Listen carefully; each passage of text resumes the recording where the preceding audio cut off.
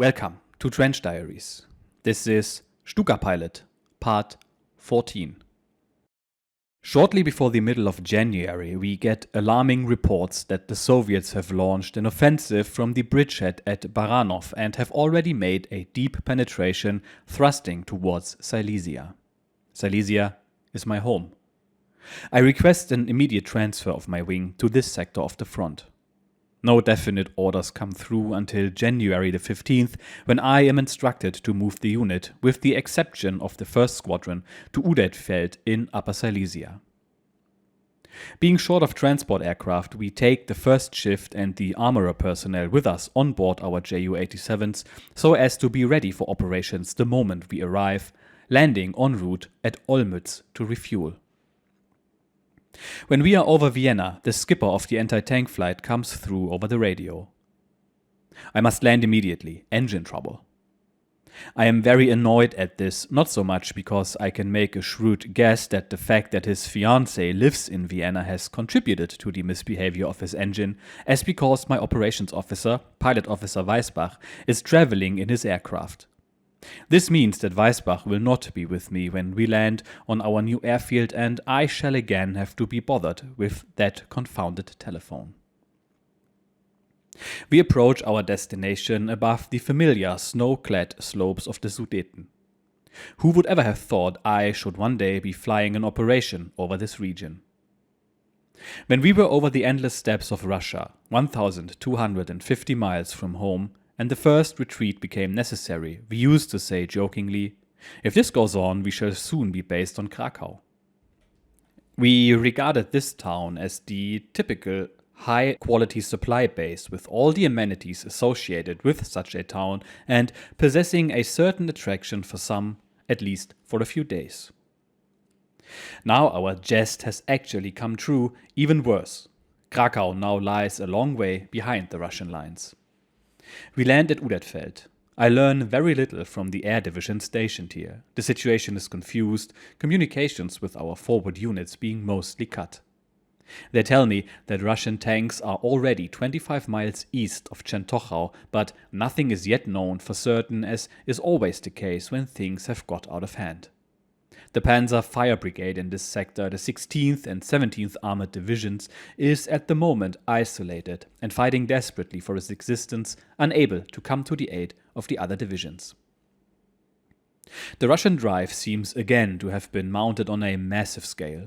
Overnight, they have penetrated the defense positions of the 16th and 17th Panzer Divisions, and consequently our air attacks will have to be carried out with the greatest caution, for the fact that a unit is far behind the apex of the Russian drive does not guarantee its being an enemy. They may well be units of ours trying to fight their way back, so I order all pilots to make certain by low-level flying before attacking that they are really Soviet troops. We munitioned before leaving Hungary, but there is yet no sign of our tanker lorries. I glance at my petrol gauge. We shall just have enough petrol for a short sortie. 20 minutes after landing at Udetfeld, we take off on our first sortie in this area. We are now inside of Częstochow. I am searching the roads running eastward where the Russian tanks have been reported.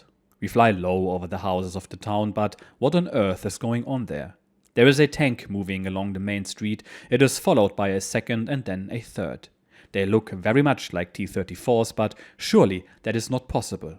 They must belong to the 16th and 17th Panzer Divisions.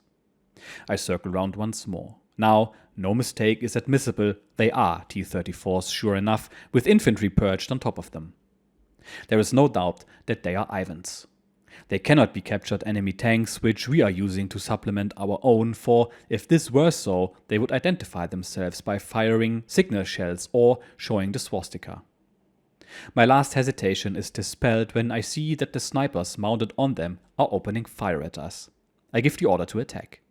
We must not drop bombs inside the town. There is always the chance that the population is still there, that the people have been taken by surprise and have not been able to evacuate the town.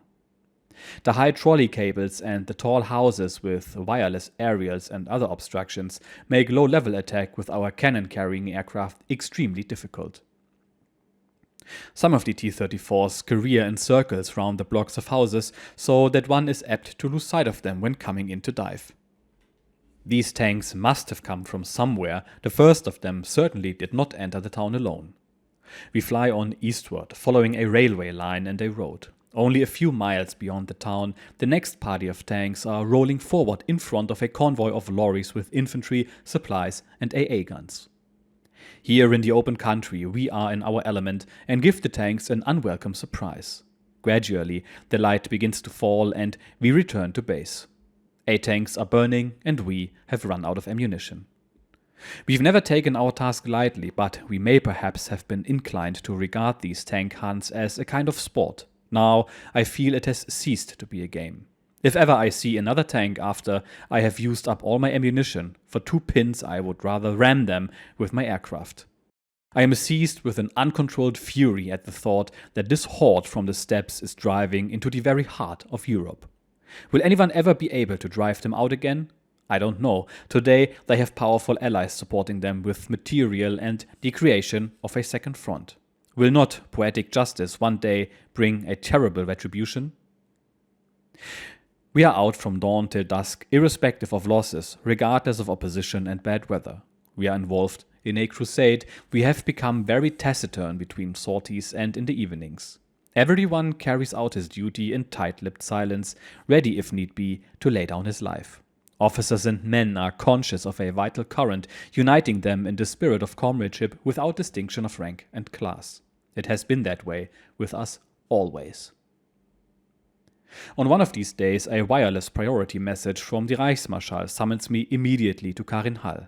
I am absolutely forbidden to fly. This is an order from the Führer. I am feverishly agitated.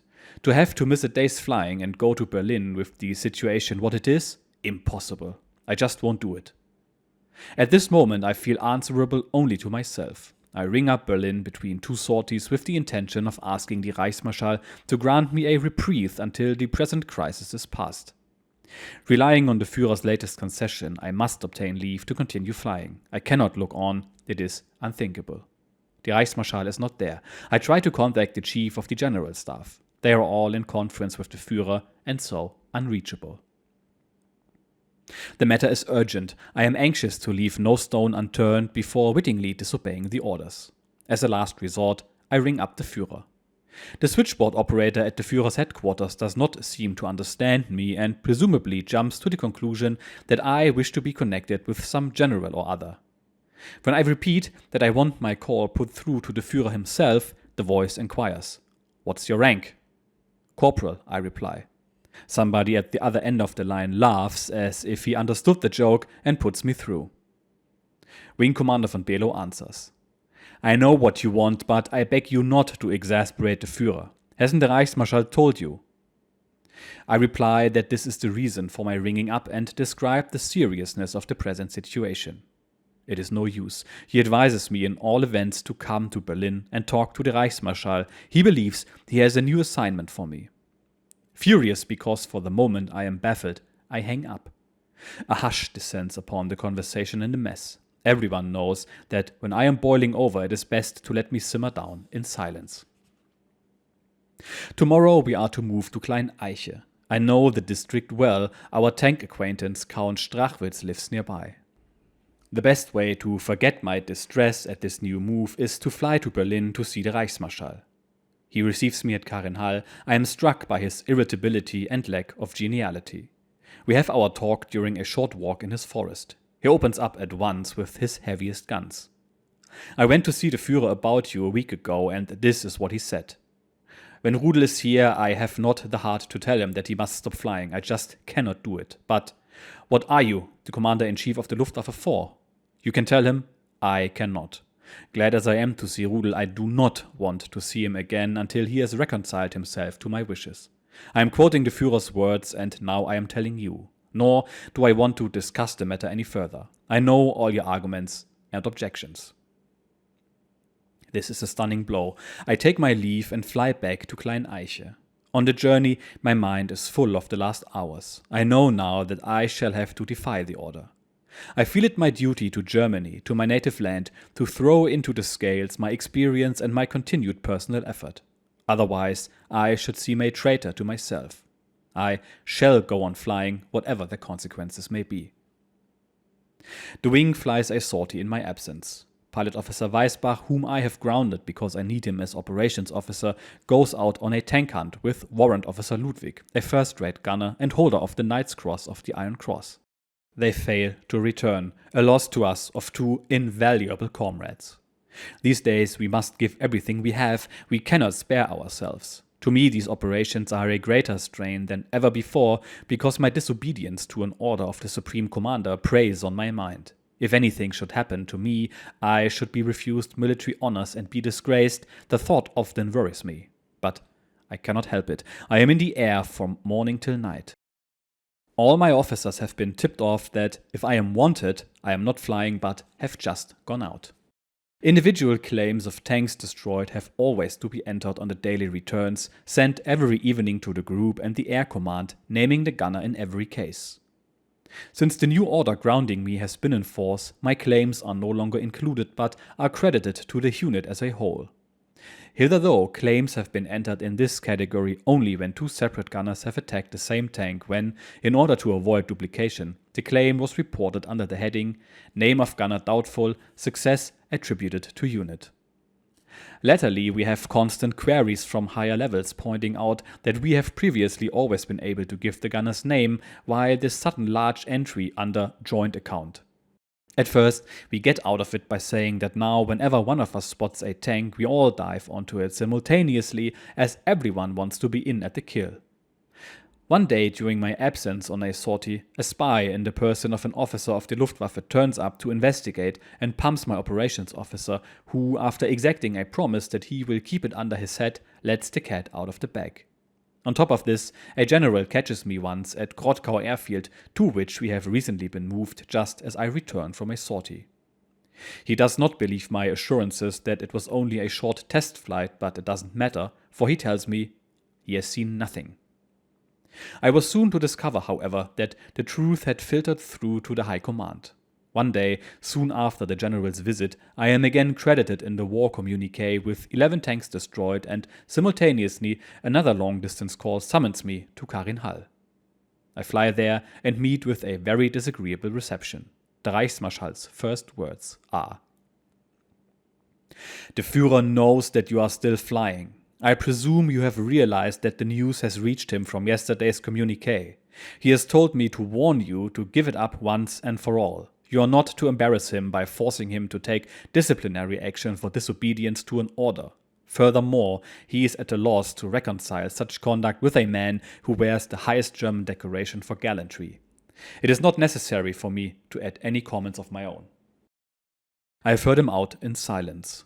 After briefly asking me about the situation in Silesia, he dismisses me and I fly back the same day. Obviously, I have now reached the end of my tether. I am clear in my own mind that I must go on flying if I am to keep my mental balance in my country's present predicament. Regardless of the consequences, I still feel that I am answerable only to myself. I shall continue to fly. We hunt for tanks in the industrial and woodland region of Upper Silesia, where it is comparatively easy for the enemy to camouflage himself and difficult for us to spot him. Our attacking Ju-87s dodge in between the chimney stacks of the Upper Silesian industrial towns. At Kiefernstädel we meet some of our own shock artillery, whom we have not seen for a long time, and help them liquidate the numerically greater superior Soviets and their T-34s. Gradually, a new line is being established on the Oder. To build up a new front out of nothing, that is something only Field Marshal Schöner can do. We often see him now when he visits our base to confer with me on the momentary situation and to discuss possible operations. The results of our reconnaissance especially are of the greatest value to him. At this time, squadron leader Lau is reported missing with his crew. He is hit by flak and has to force land in the Großwartenberg area and is captured by the Russians. He comes down right in the midst of a Soviet force after an attempt to land nearby has proved impossible. Slowly, the Oder front is established a little. I receive an order by telephone to move the wing immediately to Märkisch Friedland in Pomerania and the 2nd Squadron to Frankfurt, the situation there being more dangerous than it is in Silesia. Thick driving snow prevents our moving in close formation, so we take off at intervals in threes, heading for Märkisch Friedland over Frankfurt. Some of our aircraft come down at the intermediate airfields at Sagan and Sorau. The weather is abominable. At Frankfurt, they are already waiting for me to land. I am to ring up my old base at Grodkau without delay. When my call has been put through, I learn that soon after my departure, Field Marshal Schörner had been over to see me and had raised Cain. Banging his fist on the table, he had asked who had given the order for me to leave his sector. Flight Lieutenant Niermann, my operations officer, had told him that the order came from the Group and the Air Command. Group and Air Command indeed, all window dressing. I want to know who took Rudel away from me. Ring him up at Frankfurt and tell him to wait there. I am taking the matter up with the Führer himself. I insist on his staying here. Am I supposed to hold the front with nothing but rifles? I learn all this over the telephone. If I am to reach Märkisch Friedland before dark, I have no time to waste. I ring up the Führer's HQ to ask whether I am now to continue or return to Silesia. In the first case, Field Marshal Schörner must release my personnel at present detained by him at Grodkau so that I may have my full complement of staff and material when I arrive. I am informed that a decision has just been reached. My wing has definitely been transferred to the north, as the situation in that sector, which has recently been put under the command of SS Reichsführer Himmler, is indeed more serious. I land at Märkisch Friedland with the first few aircraft in a dense snowstorm and complete darkness. The rest of the unit is due to arrive tomorrow. The second squadron will remain at Frankfurt and operate from there. When we have found makeshift quarters for the night, I ring up Himmler at Ordensburg-Krösensee to report my arrival in his sector.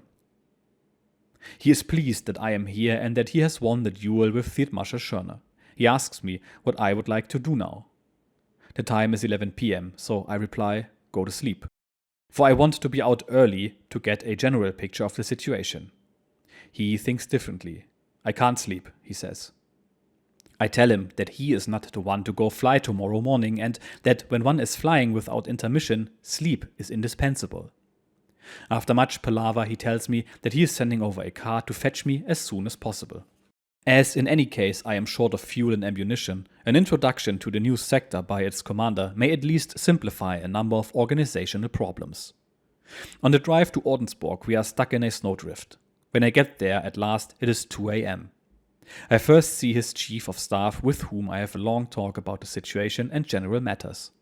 I am particularly curious to hear from him how Himmler is squaring up to his new task, seeing that he lacks the necessary training and experience. The chief of staff is an army officer, not a member of any SS unit. He tells me that it is a pleasure to work with Himmler because he is not opinionated and does not seek to impose his authority. Instead of thinking that he knows better than the experts on his staff, he readily falls in with their suggestions and then lends the full weight of his authority to implement them in every way. And so everything goes smoothly. Only one thing will strike you. You will always have the feeling that Himmler never says what he really thinks. A few minutes later, I am discussing the situation and my task in this sector with Himmler himself. I notice at once that he looks worried. The Soviets have bypassed Schneidemühl on both sides, pushing on into East Pomerania towards the Oder, partly along the Netze Valley and partly to the north and south of it. There are very few of our formations in the area which can be described as effective. A battle group is being formed in the neighborhood of Märkisch Friedland to hold up the enemy forces which have broken through and to prevent the further advance to the Oder. No one can yet foresee to what extent our units in the Posen-Graudenz area will be able to fight their way back. In any case, they would not immediately recover their full fighting strength. The present reconnaissance leaves much to be desired, so that it is not possible to take stock of the position comprehensively. This will therefore be one of our tasks, beside attacking the enemy at points which he is known to have reached, chiefly his mechanized and armored forces. I detail my requirements in bombs, petrol and ammunition. If they are not satisfied, it is a matter of days before I shall cease to be able to operate. In his own interest, he promises to see that the matter receives priority attention. I explain to him what possibilities I see for the use of my formation, basing my views on the picture he has given me of the position there. I leave Ordensburg-Krössensee at 4:30 am, knowing that in 2 hours' time I shall already be flying above this sector. From now on, the Stukas are out without a pause the whole day long. Our aircraft are painted with the emblem of the German Order of Chivalry, for now, as 6 centuries ago, we are engaged in a battle with the East. Intensely cold weather has set in, a powdery snow lies on the airfield an inch and a half deep in places. When we take off, this snow dust is blown into the mechanism of the cannon of our anti-tank aircraft and ices up as soon as we are airborne. After firing 1 or 2 rounds, the cannons jam when we are on target. I feel an agony of frustration. There are the Russian armored columns advancing into Germany, and when we come into attack in the face, at times, of a very strong defense, what happens? Nothing comes out of our cannon. One has half a mind to crash the aircraft onto the tank in sheer desperation. We come in again and again for another try, but it is hopeless. This happens to us at Scharnikau, at Filene, at many places. The T-34s race on westward. Sometimes a single shot is enough to blow up a tank, but more often it isn't. Most valuable days are lost before I finally get enough labor to have the runway more or less cleared of snow. The enormous numbers of tanks make one's hair stand on end. We fly to all points of the compass. If the day were 3 times as long, it would still be too short. The cooperation of our fighter squadron in this area is excellent. They react to every fresh reconnaissance report from us. The enemy's advance guard is at this point or that, and in a joint operation east of Deutsch Krone, we are able to inflict considerable losses on the Soviets, also at Schloppe in the forest regions lying south of it. When the tanks are in a village, they generally drive into the houses and try to conceal themselves there. Then one can only spot them by a long pole projecting from the front of the house, this pole being the barrel of their gun. Behind them, the house is open, and as it is unlikely that any Germans are still living in these houses, we come in from behind and fire into the engine. No other method of attack is feasible. The tanks catch fire and blow up into the air with the ruins of the house. If the crew is still alive, they sometimes attempt to drive the blazing tank out into fresh cover, but in that case it is indeed lost because the tanks are then assailable in every vulnerable place. I never drop bombs on villages even if it is militarily expedient, for I shudder at the thought of hitting the German inhabitants with our own bombs when they are already exposed to the Russian terror. It is a dreadful thing to be flying and fighting above our homes, the more so when one sees what masses of men and material are pouring into our country like a flood. We are no more than a boulder, a small obstruction, but unable to stem the tide. The devil is now gambling for Germany, for all Europe. Invaluable forces are bleeding to death. The last bastion of the world is crumbling under the assault of Red Asia. Of an evening we are more exhausted by this realization than by the incessant operations of the day. Stubborn refusal to accept this fate and the determination that this must not happen keep us going. I would not like to have to reproach myself for having failed to do everything within my power till the 11th hour to stave off the appalling, menacing spectre of defeat. I know that every decent young German thinks as I do. South of our sector, the situation looks very grim. Frankfurt on the Oder is threatened. So overnight we get the order to move to Fürstenwalde, which brings us nearer to the critical sector. A few hours later, we are flying in the operation area Frankfurt-Küstrin. The spearheads of the Soviet advance have reached the Oder on the outskirts of Frankfurt. Further north, Küstrin is encircled and the enemy is wasting no time in his efforts to establish a bridgehead at Göritz-Reitwein on the west bank across the frozen river. One day, like the Prussian cavalry general Zieten 300 years ago, we are in battle east of Frankfurt above historic soil. Here, a small German force has been surrounded by Soviet tanks. We attack them, and those tanks which have not immediately caught fire try to escape across the open country. We come in at them time and time again. Our comrades at the ground, who had already given themselves up as lost, leap for joy, throwing their rifles and steel helmets into the air, and heedless of cover pursue the fleeing tanks. Our fire put every one of them out of action. We in the air have for once the exhilaration of witnessing our success. After all the tanks have been captured, I prepare a container and scribble a message of congratulation to our comrades from the wing and me. I circle round very low and drop the container with some chocolate at their feet. The sight of the grateful, happy faces will steel us for the difficult operations ahead and spur us on to fresh, unremitting efforts to relieve our brothers in arms.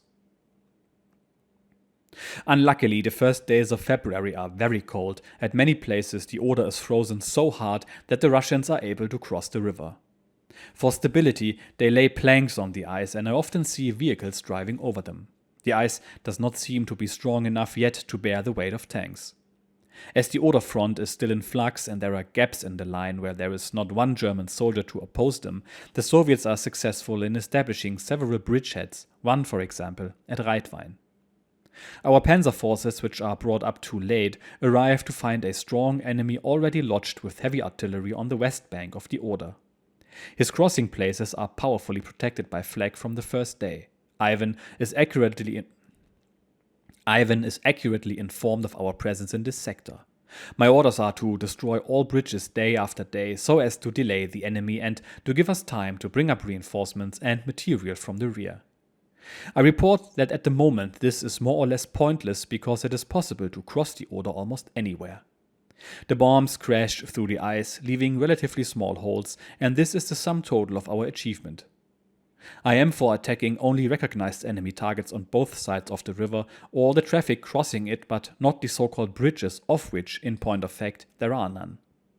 What look like bridges on aerial photographs are really the tracks of feet and vehicles on the ice, these and the planks laid between them to simulate bridges. If we bomb these tracks, Ivan simply crosses the ice to the side of them. This is clear to me from the very first day because I have flown over them at low level countless times, and besides, this trick is nothing new to me. I know it from the Don, the Donetsk, the Dniester and other Russian rivers. So disregarding the order, I concentrate my attacks on genuine targets on either bank: tanks, vehicles and artillery. One day, a general sent from Berlin turns up and tells me that reconnaissance photographs always show new bridges. But, he says, you do not report that these bridges have been destroyed. You must keep on attacking them. By and large, I explained to him, they are not bridges at all, and when I see him contort his face into a question mark, an idea occurs to me. I tell him that I am just about to take off. I invite him to sit behind me and promise to give him practical proof of this. He hesitates for a moment. Then, observing the curious glances of my junior officers who have heard my proposition with some glee, he agrees. I've given the unit a standing order to attack the bridgehead. I myself approach the objective at the same low level and fly from Schwedt to Frankfurt on the Oder.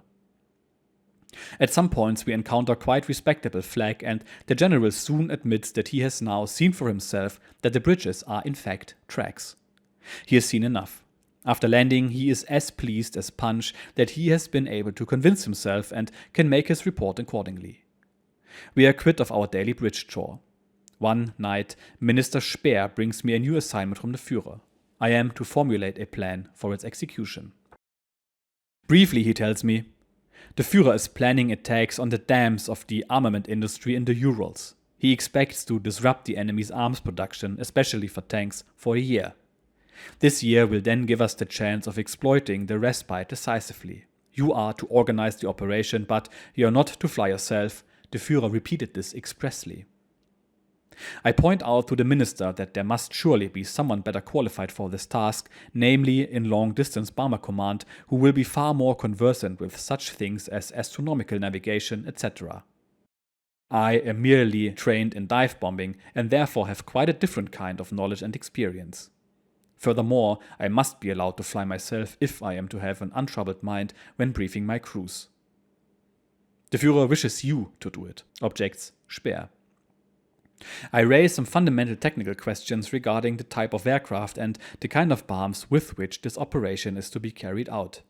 If it is to be done soon, only the Heinkel 177 comes into consideration, though it is not absolutely certain that it will prove suitable for this purpose. The only possible bomb for such a target is, in my opinion, a sort of torpedo, but that too has yet to be tested. I flatly refuse to listen to his suggestion to use 2,000-pound bombs. I am positive that no success can be achieved with them. I show the minister photographs taken in the northern sector of the Eastern Front, where I dropped 2,000-pounders on the concrete pillars of the Neva Bridge and it did not collapse. This problem must therefore be resolved, and also the question of my being allowed to accompany the mission. These are my stipulations should the Führer insist on my undertaking the task. He already knows my objections, that my practical experience is confined to a totally different field. Now I take up the file of photographs of the factories in question and study them with interest. I see that a high percentage of them are already underground and are therefore partly unassailable from the air. The photographs show the dam and the power station and some of the factory buildings. They have been taken during the war. How can this have been done? I think back to my time in the Crimea and put two and two together.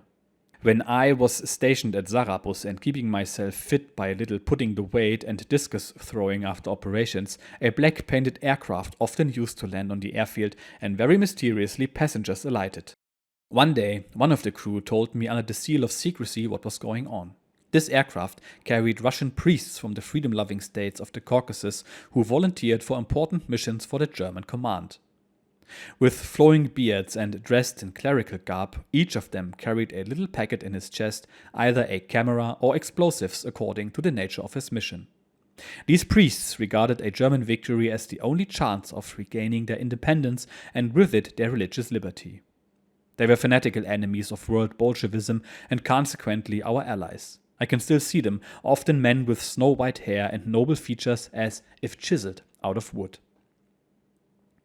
From the deep interior of Russia they brought back all kinds of photographs, were months en route and generally returned with their mission accomplished. If one of them disappeared, he presumably gave his life for the sake of freedom, either in an unlucky parachute jump or caught in the act of carrying out his purpose or on his way back through the front. It made a profound impression on my mind when my informant described to me the way these holy men unhesitatingly jumped into the night, sustained by their faith in their great mission. At that time, we were fighting in the Caucasus and they were dropped in different valleys in the mountains where they had relations with whose help they proceeded to organize resistance and sabotage. It all comes back to me as I puzzle over the origin of the photographs of these industrial plants. After some general remarks on the present state of the war, in which Speer expresses his complete confidence in the Führer, he leaves in the small hours of the morning, promising to send me further details about the Ural's plan. It never got as far as that, for a few days later, on February 9th, everything was made impossible. So the task of working out this plan devolved upon somebody else. But then, in the rush of events to the end of the war, its execution was to be no longer practical. So we have come to the point where High Command explicitly orders Rudel to, let me paraphrase, fucking stop flying right now, not once but twice. And what does Rudel do? Not only is he ignoring this order, he actively schemes with his fellow officers to cover his tracks in case somebody inquires about him. For any other officer this would have been treasonous, but his exploits are saving his skin in this case. In fact, he gets chosen to plan a daring long-distance raid deep behind enemy lines to destroy key infrastructure and halt Soviet tank production. While in theory this seems to be an extraordinary idea, the practical execution of this plan would have probably failed. Besides, it was way too late in the war to have made a difference. Another thing that was highly interesting to me was Rudel's mentioning of the Orthodox Commando priests apparently dropped behind enemy lines to conduct reconnaissance and or sabotage.